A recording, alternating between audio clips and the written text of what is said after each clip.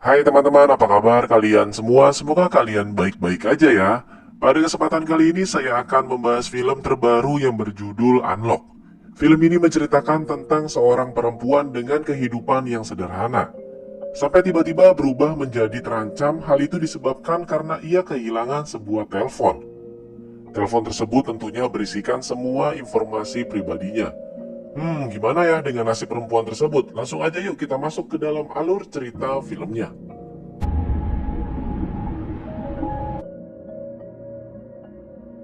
Film dibuka dengan diperlihatkannya seorang wanita yang bernama Nami. Nami ini adalah seorang wanita yang bekerja sebagai tim marketing di perusahaan startup. Ia merupakan karyawan kantoran pada umumnya yang bekerja keras setiap hari. Setiap harinya, Nami selalu menghabiskan waktunya dengan telepon kesayangannya. Bahkan semua kegiatan Nami ia lakukan melalui teleponnya seperti mendengarkan musik, bermain, nonton drakor, pesan makanan, pesan barang, pinjol, nonton YouTube, dan mengerjakan pekerjaannya pun melalui teleponnya. Kemudian setelah selesai dengan semua aktivitasnya, Nami pun tidak sadar karena telah menjatuhkan telepon miliknya di dalam bis. Singkat waktu, telepon miliknya pun sudah ditemukan oleh seseorang laki-laki. Pada pagi harinya kita diperlihatkan dengan seorang laki-laki yang tentunya laki-laki itu bernama Junyong. Ternyata Junyong adalah orang yang telah menemukan telepon milik Nami. Lalu telepon Nami berdering dan Junyong juga sudah mempersiapkan semua itu dengan mencari tahu tentang siapa itu Nami. 네, 금방 다시 연락드릴게요. Kemudian teman Nami sudah tiba di rumah Nami yang ternyata di sana dia melihat kalau rumah Nami sangatlah berantakan. Bahkan setelah diperiksa di dalam dia pun tidak ada. Hingga dia melihat keluar dan menemukan Nami di sana. Kembali dengan Junyong yang saat ini terus mencari tahu tentang siapa Nami dan memeriksa Instagram miliknya. Ketika Nami tersadar, ia pun langsung terkejut karena saat ini telepon miliknya telah hilang. Dan di sisi lain, Junyong masih terus mencari tahu keseharian Nami selama ini. Sampai Nami menelpon Junyong, tapi di sini Junyong lagi dan lagi, dia pun sudah mempersiapkan semuanya. Sampai Nami memutuskan untuk bertemu dengan Junyong di Cafe Miji 1 jam lagi. Selanjutnya, detektif Jiman telah menemukan satu mayat yang mengenaskan. Dia adalah detektif sangat handal karena dengan feelingnya dia bisa mengetahui tentang kasus-kasus yang sedang ia tangani. Lalu ketika detektif Jiman sudah mendapatkan sedikit petunjuk, dia pun langsung masuk ke dalam hutan. Sampai ia menemukan satu pohon yang bertuliskan Junyong.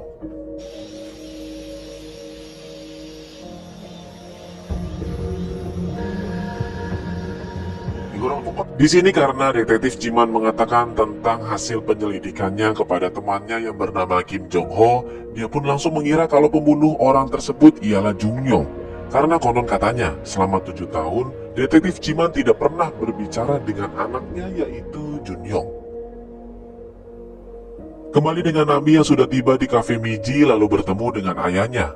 Tapi tiba-tiba, Nami mendapatkan telepon dari seseorang yang mengatakan kalau dia tanpa sengaja telah menjatuhkan teleponnya hingga rusak. Tapi sekarang dia sudah memperbaikinya.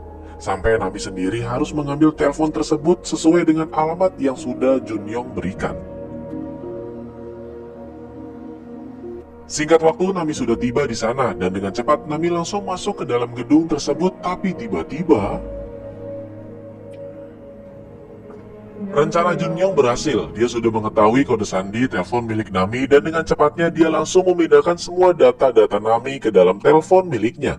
Sampai dia memasukkan sebuah aplikasi penyadap telepon ke dalam telepon milik Nami.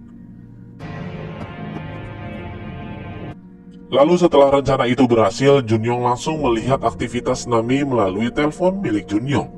Dari tempat kerjanya, Junyong terus mengawasi gerak-gerik Nami.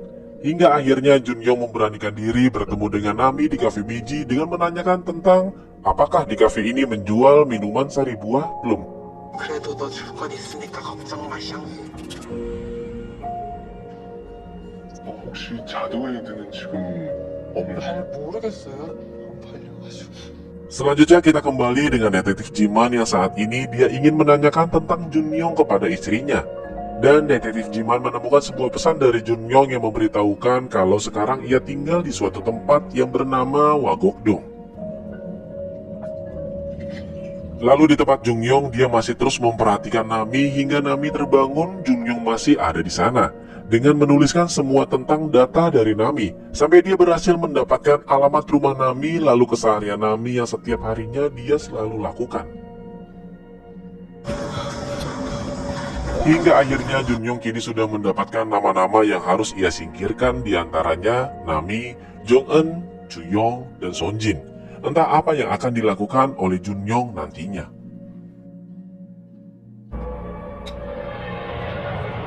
Kemudian saat Nami bekerja, dia diminta oleh Bu Oh untuk bertanggung jawab karena minggu depan ada salah satu perusahaan ingin memakai produknya minggu depan di acara utamanya. Sampai Bu Oh menjanjikan kalau gaji Nami akan dinaikkan gajinya sebanyak 2 kali lipat. Kembali dengan Jimang yang tengah mempersiapkan sarapan bersama dengan istrinya dengan menu utamanya yaitu camnamul. Hal itu jelas membuat istrinya curiga. Detektif Jimang langsung menanyakan tentang kabar Junyong kepada istrinya, karena kemarin dia menemukan namanya di pohon plum dekat dengan TKP pembunuhan. Tapi tiba-tiba sebuah pesan tertulis kalau temannya sudah menemukan alamat Junyong sekarang. Di sisi lain, Junyong sudah berada di rumah Nami dan masuk ke dalam rumahnya sampai dia menghabiskan uang di ATM Nami.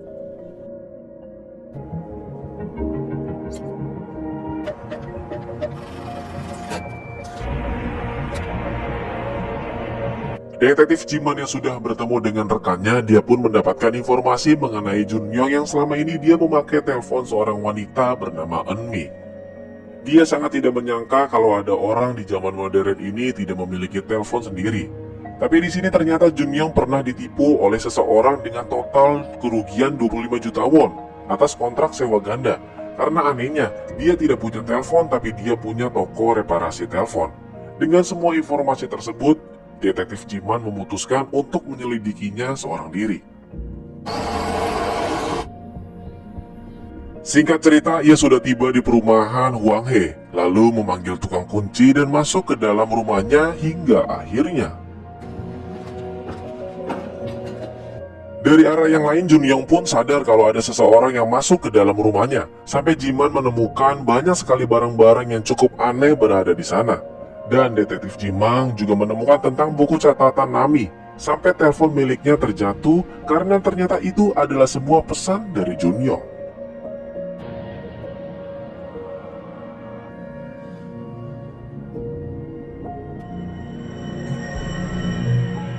Dengan cepat, detektif Jiman langsung naik ke atas gedung dan melihat kalau Junyong sudah kabur.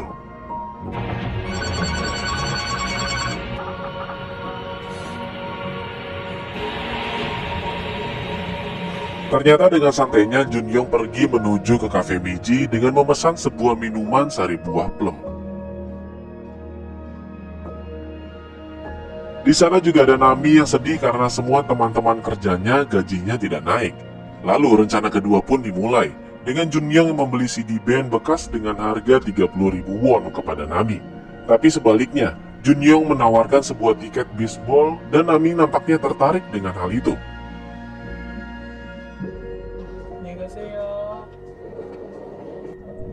Kemudian di dalam perjalanan, ayah Nami berkata kalau dia ingin pindah rumah bersama dengan Nami karena dia saat ini khawatir dengan pria aneh yang mendekatinya di kafe tadi. Sampai Nami dilarang bertemu dengannya karena perasaan ayahnya tidak enak dengan orang tersebut. Saat di rumah, Nami terkejut karena ada seseorang yang mengetuk pintu rumahnya dan ternyata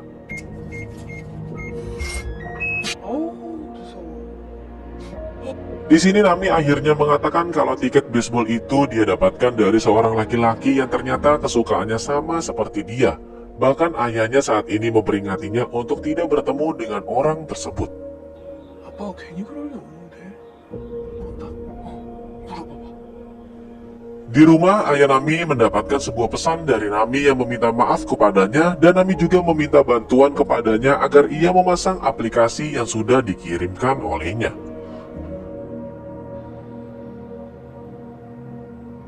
하는 일이 뭐예요?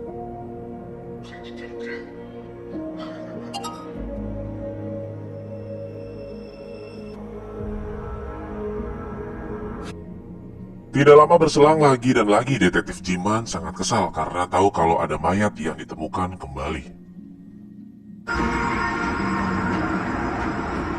Di pagi harinya saat Nami terbangun, dia langsung ketakutan karena Bu Oh telah menelponnya beberapa kali. Nami juga heran kenapa dia mengupload foto tentang kekesalan teman-temannya kalau dia sudah lama bekerja tapi tidak pernah dinaikkan gajinya. Sampai di dalam akunnya dia juga membeberkan tentang rahasia kantornya hingga tiba di kantor. Teman-teman Nami sangat tidak percaya kalau akun Nami diretas oleh seseorang. 얘가 근데 속상하시겠네. 기껏 몰라. Sekarang Nami sudah dipecat dari pekerjaannya sampai Junyong sendiri akan melakukan rencananya kembali agar Nami merasakan kalau orang-orang yang dicintainya akan pergi meninggalkannya. 된 거야. 여기서 왜 이러고 있어? Kemudian di kantor polisi, Nami melaporkan semuanya, bahkan ia juga baru menyadari kalau semua tabungannya sudah habis. Lalu di sisi lain, ternyata ayah Nami pun masih hidup. Nami mendapatkan pesan dari ayahnya kalau kafe hari ini tutup dan Junyong akhirnya mengatakan tentang semuanya kepada ayah Nami. Tentang dirinya yang bisa melakukan apapun jika dia sudah mendapatkan telepon dari seseorang. 시합 이루고 있기까지 며칠 걸렸을까? Dan singkat waktu, Nami pun sudah tiba di kafe ayahnya. Dari situ juga mereka penasaran dengan peretas ini karena biasanya peretas ini selalu menghabiskan uang dari korbannya. Tapi tidak dengan peretas ini, hingga akhirnya. Karena sudah diceritakan oleh Nami, temannya pun langsung melakukan pendekatan dengan menanyakan tentang Yejong kepada Junyong. Di sini kedatangan Junyong adalah keinginan Nami karena dengan bantuan Junyong dia bisa mengetahui siapa pelaku yang meretas telepon miliknya. Dan Junyong juga mengatakan tentang semuanya kalau dari telepon ini, peretas bisa mengetahui tentang Nami karena ada sebuah aplikasi yang terhubung di telepon miliknya. Sampai Junyong memutuskan untuk menganalisa masalah ini ke kantornya.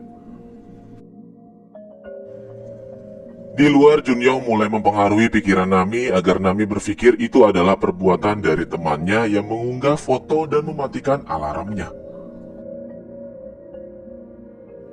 Setelah itu, Yewon menunjukkan kalau ada penemuan 7 mayat di pegunungan, tapi Nami sendiri terlihat berbeda setelah apa yang dikatakan oleh Junyong di luar sana. Hingga Nami langsung mengatakan apakah Yewon yang melakukan semua ini.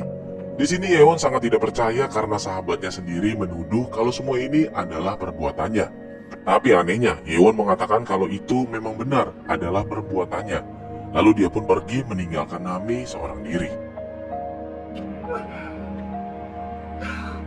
Lalu di Gunung Pocheon, lagi-lagi ditemukan mayat kembali dan detektif Jiman akhirnya memberitahu kalau dia yakin ini adalah perbuatan dari anaknya sendiri yaitu Junyong. Karena tidak ingin semua orang tahu, mereka berdua memutuskan untuk datang ke tempat reparasi milik Junyong. Singkat waktu mereka berdua sudah tiba di sana dan terjadilah. Di sisi lain, Nami sedang melihat kenangan bersama dengan Yewon, tapi entah kenapa telepon miliknya mendadak habis baterai. Namun Nami sendiri teringat akan sesuatu. Kembali lagi dengan detektif Jimang, dari hasil penyelidikannya, Jimang menyimpulkan kalau Junyong tengah mengincar beberapa orang diantaranya yaitu Nami. Tapi untuk kali ini Jimang berpendapat lain dengan temannya karena Jimang akan menangkap Junyong sendirian tanpa bantuan orang lain dan tiba-tiba datanglah Nami bersama dengan 2 orang polisi. 스마트폰 주소 사람. Dari sini juga akhirnya Nami menjelaskan tentang kejadian dari awal dia bertemu dengan Junyong sampai sekarang kepada detektif Jimang. Nami memutuskan untuk mencari tahu apakah benar Junyong bekerja di tempat keamanan digital. Dan tentunya Nami mendapatkan informasi jika nama Junyong bukanlah salah satu dari bagian perusahaan tersebut. Sekarang Junyong sudah menghancurkan hidupnya Nami dan dia juga sekarang sudah mengetahui tentang data-data pribadi Nami. Namun detektif Jimang sekarang menyarankan kalau Nami harus pergi dari rumah tersebut. Akan tetapi Nami sendiri akan mengundang Junyong untuk datang ke rumahnya dengan cara Nami sendiri. Sampai selanjutnya mereka yang akan menyelesaikan semuanya. 역이용하는 거죠. 내가 아직 아무것도 모르. Lalu dengan cepat Nami langsung memberikan pesan kepada Junyong kalau dia ingin Junyong datang untuk memperbaiki laptopnya di rumah. 왜? 뭐가 문제야? 지금 상자는 Singkat waktu, Nami pun sudah tiba di rumah. Lalu Junyong yang sudah siap dengan gaya barunya untuk datang ke tempat Nami. Dan dari kejauhan, detektif Jimang sudah melihat keberadaan Junyong di sana. Lalu akhirnya,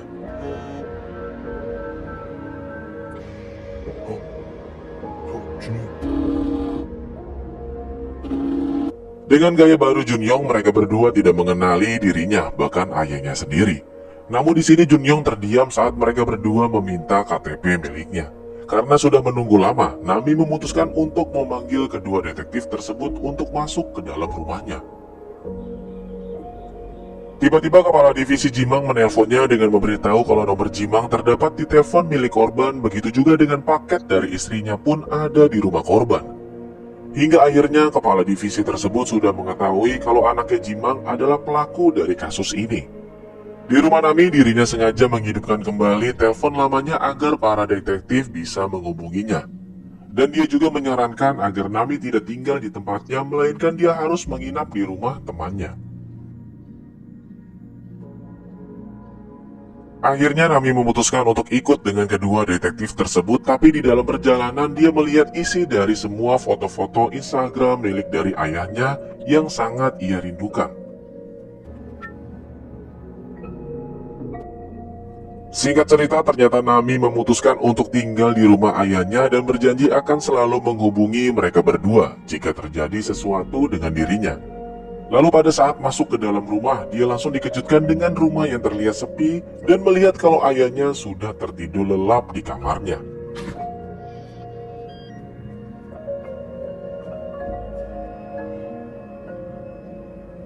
Sebelum tidur, Nami dikejutkan dengan Junyong yang tahu kalau dia sudah mengganti teleponnya sampai dia memberikan sebuah nomor baru agar bisa Nami menelponnya, dan setelah ditelepon, tiba-tiba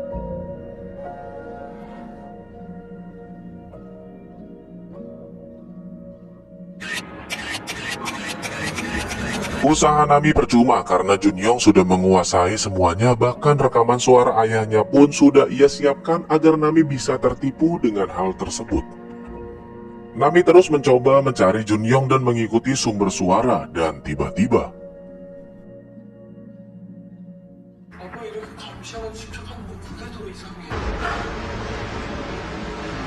kembali dengan kedua detektif tersebut yang menyadari kalau keadaan Nami sedang dalam berbahaya. Lalu Nami sendiri saat ini sudah berhadapan dengan Junyong, namun Nami tidak bisa berbuat apa-apa karena nyawa ayahnya sedang terancam.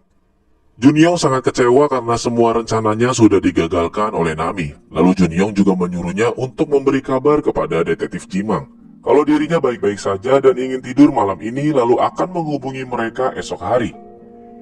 Di sini Nami diberikan sebuah pilihan kepadanya, kalau dia harus mengikuti perintahnya agar ayahnya bisa tetap hidup, atau Nami memilih untuk pergi dari sini dan merelakan kematian ayahnya di sana. Dan terjadilah. Di sini Nami memilih untuk mengikuti perintah Junyong agar ayahnya bisa selamat. Dia diminta untuk mengikat kakinya dan mengikuti semua perintah dari Junyong. Tapi ternyata Junyong malah membunuh ayahnya dengan cara yang sangat sadis.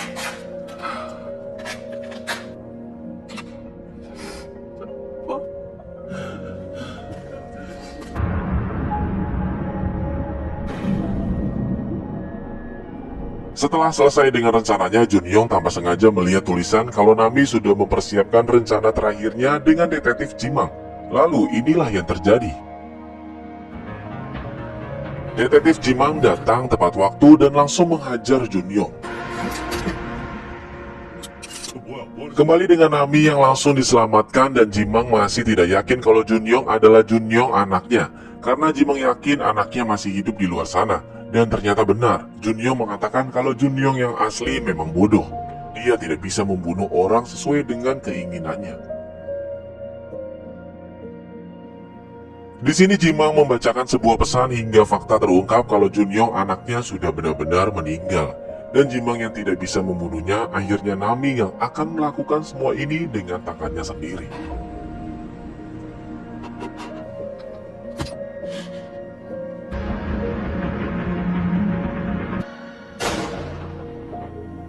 Tapi ini semua belum selesai saat Nami mendengar kalau ayahnya akhirnya selamat, tapi tidak dengan Jimang yang masih bingung harus berbuat apa.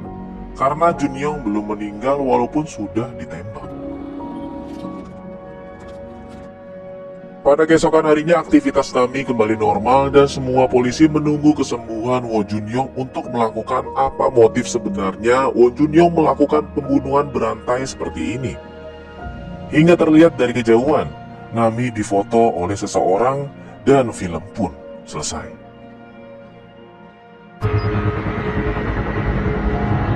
Yang masih bingung dengan film ini, menurut Mimin jadinya anak dari detektif Jimang adalah korban pertama dari Oh Junyong.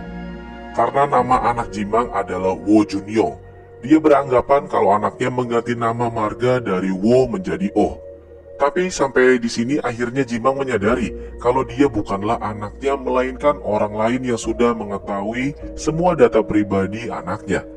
Karena motif pembunuhan berantai ini adalah mendapatkan semua data pribadi sang korban dan membunuh satu persatu orang yang dicintainya hingga akhirnya Oh Junyong menjadi korban pertama dari Oh Junyong. Terima kasih yang sudah menonton film ini sampai habis dan jangan lupa jaga kesehatan kalian ya.